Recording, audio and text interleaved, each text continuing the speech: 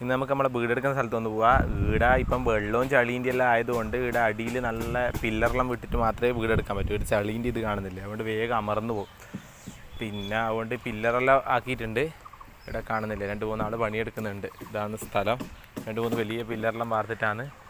പിന്നെ 3-4-5 പില്ലറുണ്ട്. അതെല്ലാം ഒന്ന് വാർത്ത് സെറ്റാക്കിയതിന് ശേഷം മാത്രമേ നമുക്ക് പണി തുടങ്ങാൻ പറ്റൂ. അടിയിൽ നല്ല ഉറപ്പ് വേണ്ടേ, അതിനാണ്.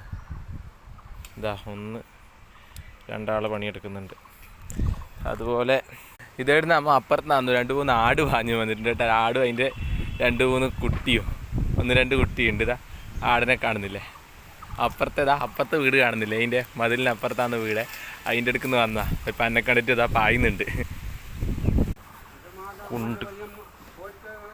കമ്പിയും പിന്നെ അതാ ജില്ലി പിന്നെ കുഴക്കാനുള്ള മെഷീനും എല്ലാം കൊണ്ടുവച്ചിട്ടുണ്ട്. വെള്ളത്തിന് ടാങ്ക്